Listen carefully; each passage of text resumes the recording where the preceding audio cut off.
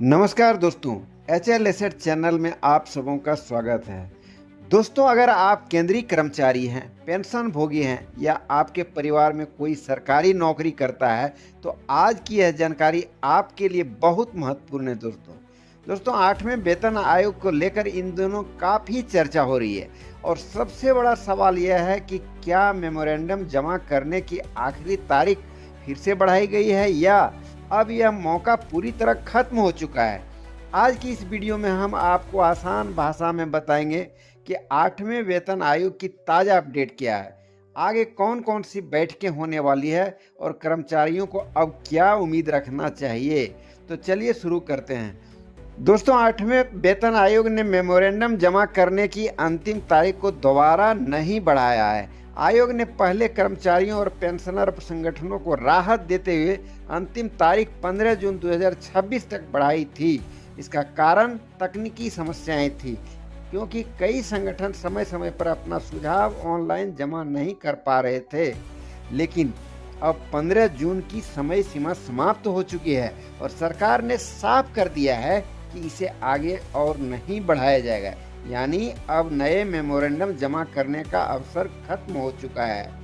तो दोस्तों अब आयोग ने उन सभी सुझावों और मांगों का अध्ययन करेगा जो कर्मचारियों और पेंशन भोगियों द्वारा भेजे गए हैं।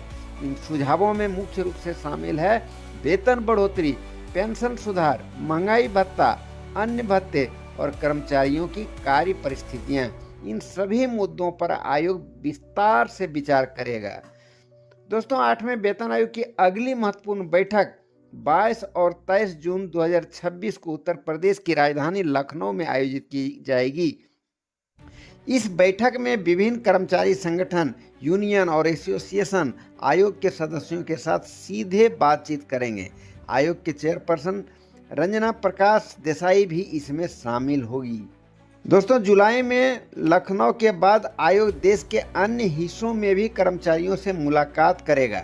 6 और 7 जुलाई 2026 को भुवनेश्वर में बैठक आयोजित होगी।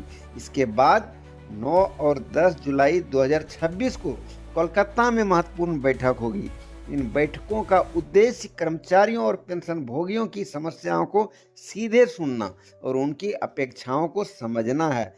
दोस्तों आयोग पहले ही जम्मू कश्मीर और लद्दाख में अपनी बैठकें पूरी कर चुका है। अब पूरे देश से मिले सुझावों के आधार पर आयोग अपनी अंतिम रिपोर्ट तैयार करने की दिशा में तेजी से काम कर रहा है। दोस्तों केंद्रीय कर्मचारियों और पेंशन भोगियों को उम्मीद है कि 8वें वेतन आयोग की सिफारिशों के बाद उनकी सैलरी, पेंशन और भत्तों में अच्छी बढ़ोतरी देखने को मिल सकती है। हालांकि अंतिम फैसला सरकार द्वारा रिपोर्ट स्वीकार करने के बाद ही लिया जाएगा, इसलिए अभी सभी की नज़र आयोग की आगामी बैठकों और अंतिम रिपोर्ट पर बनी हुई है। तो दोस्तों इस समय सबसे बड़ी खबर यही है कि मेमोरेंडम जमा करने की अंतिम तारीख अब खत्म हो चुकी है और इसे दोबारा नहीं बढ़ाया गया है। अब आयोग देश भर में बैठकें कर रहा है और कर्मचारियों के सुझावों के आधार पर अपनी रिपोर्ट तैयार करने में जुटा हुआ है। आने वाले महीनों में 8वें वेतन आयोग से जुड़ी कई बड़ी अपडेट सामने आ सकती है।